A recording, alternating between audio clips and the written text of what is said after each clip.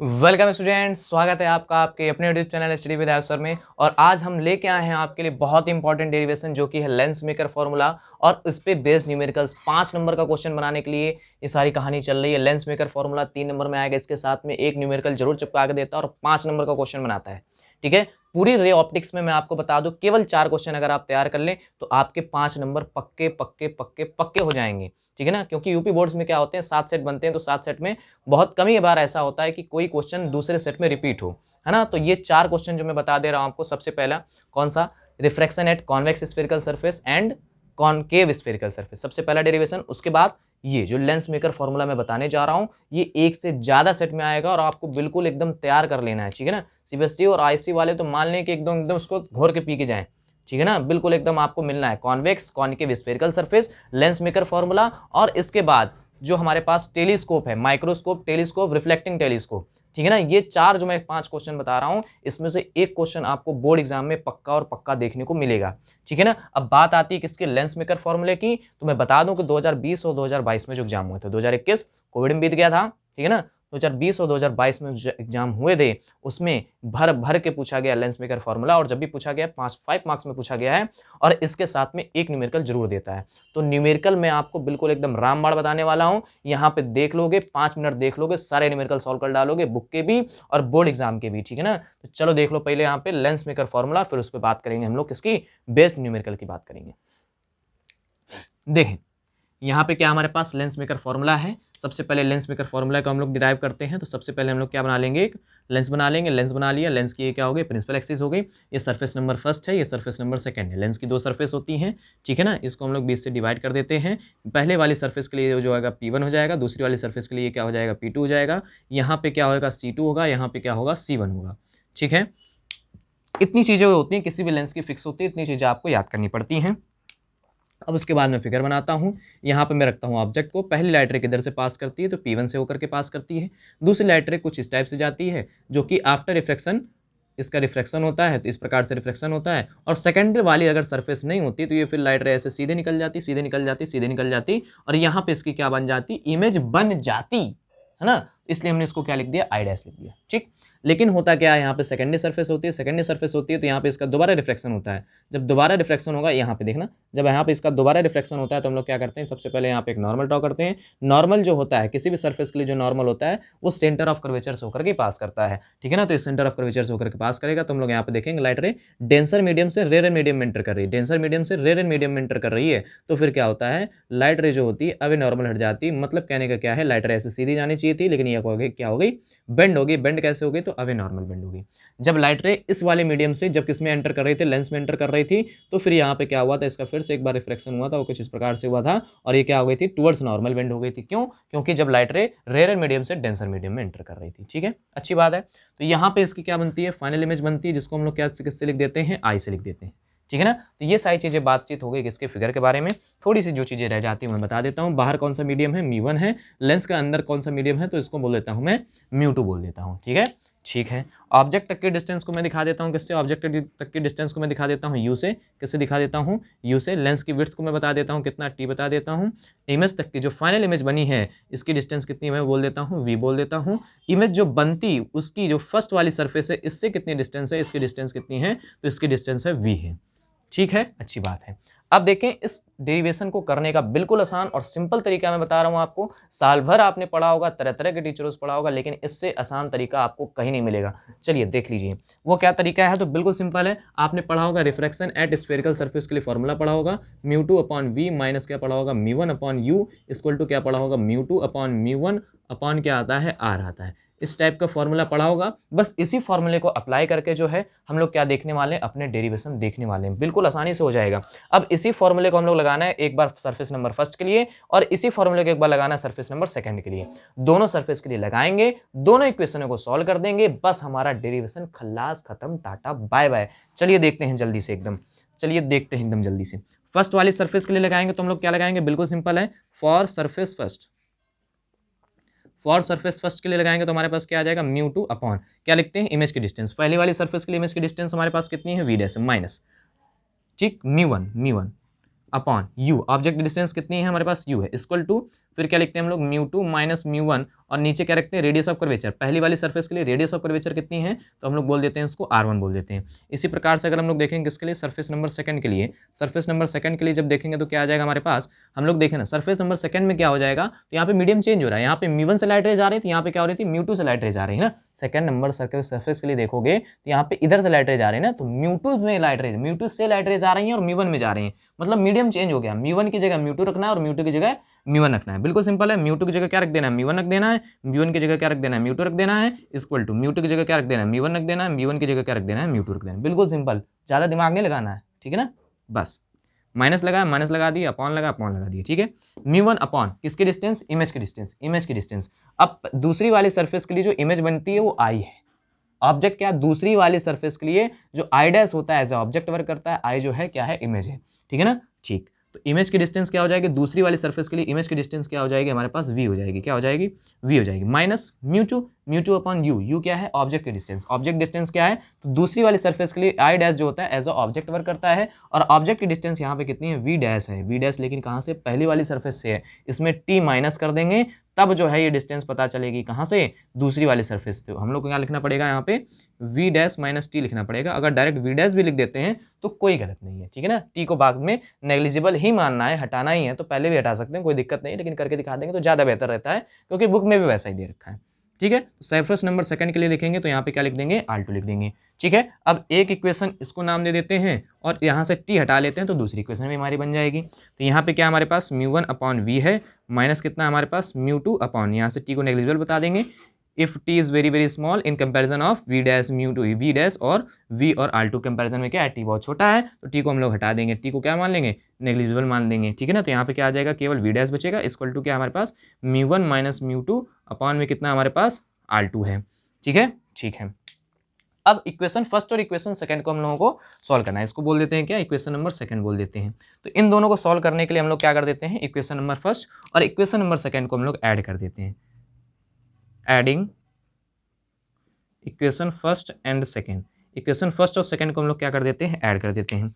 Equation first और second को जब हम लोग ऐड कर देंगे तो हमारे पास इक्वेशन नंबर फर्स्ट क्या है, तो हम लोग देखेंगे इक्वेशन नंबर फर्स्ट है हमारे पास mu two upon we dash minus mu one upon u है, प्लस में कितना है, इक्वेशन नंबर सेकंड कितना है, एलएचएस वालों को ऐड कर रहे हैं, आरएचएस वालों को एक साथ ऐड करेंगे, ठीक है ना। तो यहाँ पर हमारे पास कितना है, म्यू वन अपॉन वी है, माइनस कितना है, mu two upon we dash है, इक्वल टू कितना है हमारे पास, इधर वाला पहले लिखो, mu two minus mu one upon में कितना है, R1 है, प्लस कितना है, mu one minus mu two है, अपॉन में कितना है, R2 है, ठीक है, अच्छी बात है। यहाँ पे देखोगे तो क्या कैंसिल हो रहा है, mu two upon we dash, mu two upon we dash खत्म हो गया। यहाँ पे क्या लिखो, म्यू वन अपॉन वी को पहले लिख लो, इसको बाद में लिख दो तो ये हो जाएगा म्यू वन अपॉन यू बाद में हो जाएगा, इक्वल टू हमारे पास कितना है, तो यहाँ पे देखना mu two minus mu one, यहाँ पे कितना है, यहाँ पे कितना है, mu two minus mu one है, mu two minus mu one यहाँ पे भी है, इसको भी बना लो mu two minus mu one, कैसे बन जाएगा, तो माइनस साइन कॉमन कर लोगे, क्या बन जाएगा, mu two minus mu one बन जाएगा, और दोनों में से mu two minus mu one common कर लेना, यहाँ क्या बचेगा, वन अपॉन R1 बच जाएगा, माइनस क्या बच जाएगा, वन अपॉन R2 बच जाएगा।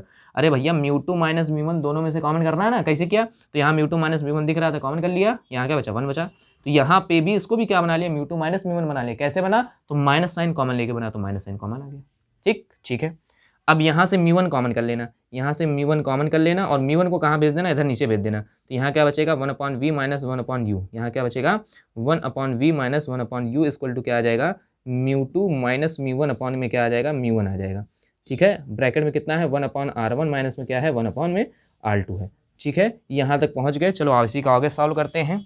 तो आगे हम लोग जब इसको सॉल्व करेंगे, इधर पे सॉल्व कर रहे हैं, देखना यहाँ पे, ठीक है ना। One upon v minus one upon u को हम लोग क्या लिख सकते हैं, एफ लिख सकते हैं, लेकिन हम लोग उसको डायरेक्ट नहीं लिखते हैं, कैसे करके लिखते हैं कि अगर ऑब्जेक्ट कहाँ पे हो, अगर ऑब्जेक्ट हमारा कहाँ पे हो, इन्फिनिटी पे हो, तो इमेज जो बनती कहाँ बनती है, फोकस पे बनती है। तो वही चीज़ यहाँ पर रख देते हैं, तो यहाँ पर हमारे पास क्या आ जाता है, वन अपॉन एफ आ जाता है। यहाँ पे जब रखेंगे ना, वी की जगह क्या रख देंगे, एफ रख देंगे, यू की जगह इन्फिनिटी रख देंगे, तो ये वन अपॉन इन्फिनिटी क्या हो जाएगा, जीरो हो जाएगा, तो ये पूरा खत्म हो गया। यहाँ क्या बचा, वन अपॉन एफ बचा, इज इक्वल टू हम लोग देखेंगे तो यहाँ पे क्या आ जाएगा, mu two upon mu one, mu two upon mu one minus mu one upon mu one आएगा। तो mu two upon mu one को हम लोग क्या लिखते हैं, वन म्यू टू लिखते हैं, क्या लिखते हैं, वन म्यू टू लिखते हैं। Mu two upon mu one को क्या लिखते हैं, वन म्यू टू लिखते हैं।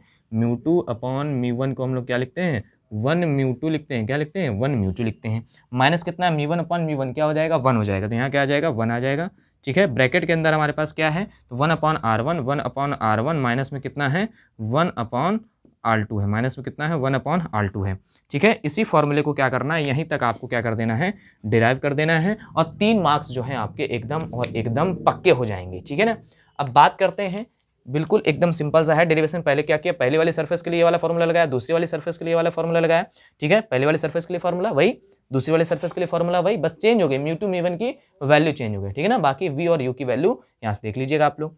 ठीक, दोनों इक्वेशन को यहाँ टी ले लिया था, टी को हटा दिया, दोनों इक्वेशन को ऐड कर दिया, सॉल्व किया, हमारे पास ये आ गया। 4 स्टेप का डेरिवेशन है। ठीक है ना, बिल्कुल घबराने वाली बात नहीं, बिल्कुल आसान है। ठीक, अब इसके बाद देख लेते हैं इस पे बेस्ड न्यूमेरिकल। बेस्ड न्यूमेरिकल देखिएगा 3 टाइप के न्यूमेरिकल आते हैं। ठीक है, इसमें 3 टाइप के न्यूमेरिकल बनते हैं। सबसे पहला न्यूमेरिकल आप लोग देखेंगे तो सबसे पहला न्यूमेरिकल आपसे क्या बोलता है, तो बिल्कुल एकदम फॉर्मूला बेस्ड बोल देगा कि इस वाले सरफेस की रेडियस ऑफ कर्वेचर इतनी है, इस वाले सरफेस की रेडियस ऑफ कर्वेचर इतनी है, तो जो है आपको फोकल लेंथ बतानी है। दूसरा टाइप क्या होता है, दूसरे टाइप में क्या बोलेगा, लेंस की फोकल लेंथ दे देगा, किसमें, एयर में दे देगा, किसमें दे देगा, एयर में दे देगा। फिर पूछ देगा कि किसी लिक्विड में इसको क्या कर दिया गया है, इमर्ज कर दिया गया, पूरा सिस्टम को क्या कर दिया गया, लिक्विड में इमर्ज कर दिया गया है, तो उसकी फोकल लेंथ बता दीजिए। ठीक, तीसरा डेरिवेशन क्या पूछता है, तीसरा न्यूमेरिकल क्या पूछ देता है, इसी बेस्ड, तीसरा न्यूमेरिकल इसी बेस्ड पूछता है, तीसरा न्यूमेरिकल इसी बेस्ड ये पूछ देता है कि अगर इस लेंस को एयर में फोकल लेंथ इतनी है, किसी लिक्विड में इसको क्या कर दिया गया, इमर्स कर दिया गया है, जब किसी लिक्विड में इसको इमर्स कर दिया गया तो उसकी फोकल लेंथ उतनी हो गई है, क्या पूछ देता है, यहाँ से रिफ्रैक्टिव इंडेक्स पूछ देता है। लिक्विड में फोकल लेंथ पूछ देता है, कभी कभी लिक्विड का क्या पूछ देता है, रिफ्रैक्टिव इंडेक्स पूछ देता है। ठीक है ना, तो अब मैं दिखाता हूँ आपको क्वेश्चन नंबर 1 के कैसे करोगे आप, जब आपसे फोकल लेंथ पूछी जाएगी। ठीक है, फोकल लेंथ की अगर हम लोग बात करें कैटेगरी नंबर 1 के क्वेश्चन के लिए, न्यूमेरिकल के लिए, तो क्या होता है फॉर्मूला हमारे पास 1/f इक्वल टू होता है हमारे पास 1μ2 - 1, और ब्रैकेट में अंदर क्या हो जाता है 1/r1 - 1/r2 हो जाता है। ये फॉर्मूला होता है हमारे पास। अब देखना, r1 दे देगा आपको, r2 दे देगा और लेंस का रिफ्रैक्टिव इंडेक्स दे देगा, आपको फोकल लेंथ बतानी होगी। बिल्कुल सिंपल है, r1 r2, r1 को हम लोग हमेशा कैसा लेते हैं, पॉजिटिव लेते हैं, r2 को हम लोग कैसा लेते हैं, हम लोग नेगेटिव लेते हैं। क्यों r2 को नेगेटिव लेंगे, तो हम लोग पता है r2 इधर की तरफ आएगा ऑब्जेक्ट से, जो इंसिडेंट रेज आ रहे हैं इधर की डायरेक्शन में, r2 जो लेंगे p2 से इधर की तरफ लेंगे कि नहीं लेंगे, जब p2 से इधर की तरफ लेंगे r2 कैसा आएगा, नेगेटिव आएगा। तो यहाँ पे वैल्यू रख देते हैं और हमारे जो फर्स्ट टाइप के जो न्यूमेरिकल होते हैं वो सॉल्व हो जाते हैं। ठीक है, फर्स्ट टाइप के न्यूमेरिकल आने के चांसेस कम है क्योंकि एकदम ही फॉर्मूला बेस्ड होता है। ठीक है, सेकंड टाइप का न्यूमेरिकल क्या है कि जब हम लोग इसको क्या कर देते हैं, एयर में रखा था, लिक्विड में इमर्स कर देते हैं, या फिर एयर में लेंस की फोकल लेंथ इतनी थी थर्ड टाइप में, और लिक्विड में क्या बतानी होती है, हम लोग लिक्विड का रिफ्रैक्टिव इंडेक्स पूछ देता है, लिक्विड में फोकल लेंथ बता करके क्या पूछ देता है, लिक्विड का रिफ्रैक्टिव इंडेक्स पूछ देता है। ठीक है, इसको हटा देते हैं और जल्दी से आपको दिखा देते हैं कौन सा, दूसरे और तीसरे टाइप का जो न्यूमेरिकल हमने आपको बताया है वो न्यूमेरिकल आपको दिखा देते हैं जल्दी से, बिल्कुल बस बिल्कुल जल्दी से देखिएगा। अगर हम लोग बातचीत करें कि एयर में जो हमारे पास रिफ्रैक्टिव फोकल लेंथ आएगी उसके लिए हम लोग क्या लिख सकते हैं, ए म्यू जी लिखते हैं।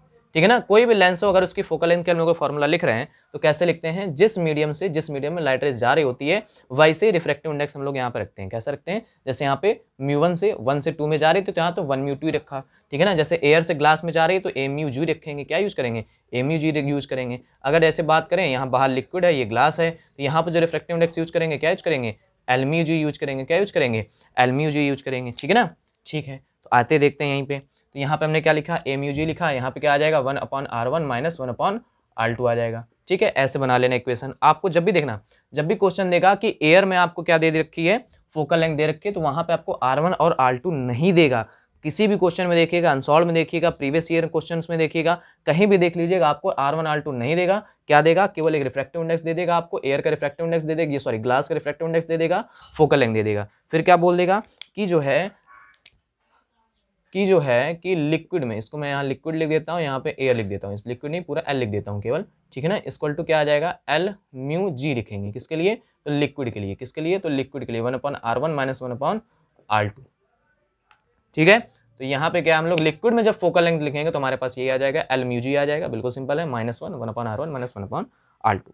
ठीक है, यहाँ तक बात आपको क्लियर होनी चाहिए। जब भी क्वेश्चन आ जाए ऐसा कि लिक्विड का रिफ्रैक्टिव इंडेक्स पूछे या क्या पूछ दे, लिक्विड में फोकल लेंथ पूछ दे, ठीक है ना, कुछ भी पूछ दे, सेम आपको ये 2 फॉर्मूले पहले लिख लेने हैं, जो दिया गया इसमें लिख दोगे। अब इसके बाद का स्टेप देखना, ध्यान देना, बिल्कुल न्यूमेरिकल आसान तरीके से बता रहा हूँ, तीनों टाइप के, चारों टाइप के न्यूमेरिकल बड़े आसानी से हो जाएंगे। अभी एक टाइप और बचता है, वो सस्ता है, ठीक है ना। एक टाइप भी और बचता है, वो सस्ता है, उसको भी करा दूंगा। लेकिन जब भी ऐसा न्यूमेरिकल आ जाए तो बल ये प्रोसेस आपको ध्यान रखना है। इक्वेशन नंबर फर्स्ट बोल दो, इसको इक्वेशन नंबर सेकंड बोल दो। क्या कर दो, इक्वेशन नंबर फर्स्ट को डिवाइड करा दो, किससे, इक्वेशन नंबर सेकंड से डिवाइड करा दो। इक्वेशन नंबर सेकंड से डिवाइड करा दोगे तो हमारे पास क्या आ जाएगा, 1/FA अपॉन में क्या आ जाएगा, 1/FL आ जाएगा। यहाँ क्या आ जाएगा, A म्यू जी -1 आ जाएगा, अपॉन में क्या आ जाएगा, L म्यू जी -1 आ जाएगा।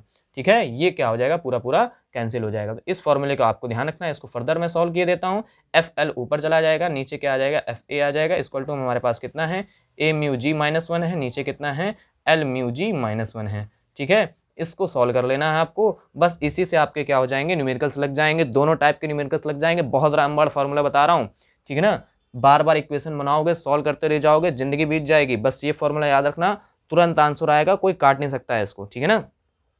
अब देखना, कभी कभी लिक्विड का रिफ्रैक्टिव इंडेक्स निकालने को बोल दे, बिल्कुल ध्यान रखना। यहाँ पे क्या हमारे पास L म्यू जी है, इसको हम लोग क्या लिख दे सकते हैं, तो mu G upon mu L लिख सकते हैं, ठीक है ना। तो बस यहाँ इसका यूज करके हम लोग क्या निकाल लेते हैं, म्यू एल निकाल लेते हैं।